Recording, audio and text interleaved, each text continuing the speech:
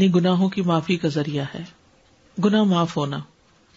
حدیث میں ہے کہ آپ نے فرمایا جس نے غسل کیا پھر جمعے کے لیے حاضر ہوا پھر اس کے مقدر میں جتنی نفل نماز تھی پڑھی، یعنی مسجد میں آ کے مسجد کے نفل پڑھے ویسے پڑھے، پھر خاموشی سے خطبہ سنتا رہا حتیٰ کہ خطیب اپنے خطبے سے فارغ ہو گیا، پھر اس کے ساتھ نماز پڑھی، اس کے اس جمعے سے لے کر دوسرے جمعے تک کے گناہ بخش دیے جاتے ہیں اور مزید 3 دنوں کے بھی.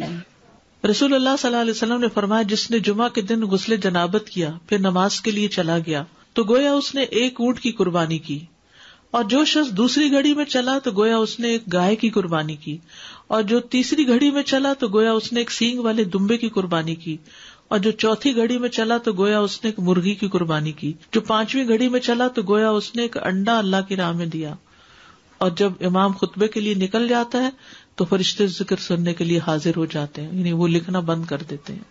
یہ ایکسٹرا ریوارڈ ہے نماز وغیرہ کے علاوہ، صرف جلدی جانے کا ریوارڈ ہے یہ فرشتوں کا حاضری لگانا، کیونکہ فرشتے یہ حاضری لگاتے رہتے ہیں. جب امام خطبے کے لیے نکل جاتا ہے تو وہ اپنے دفتر لپیٹ دیتے ہیں اور ذکر کو یعنی خطبے کو غور سے سننے لگتے ہیں. جمعے کے لیے جانے والے قدموں کے لیے خوشخبری.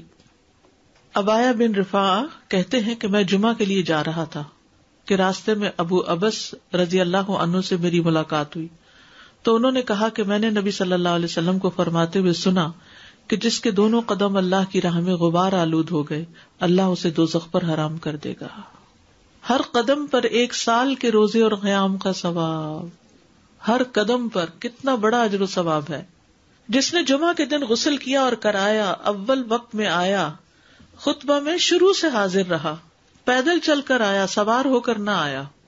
یعنی ایسی جگہ بھی ہوتی ہے نا کہ جہاں پر مسجدیں بہت دور نہیں ہوتی ہیں، موسم اتنے سخت نہیں ہوتے.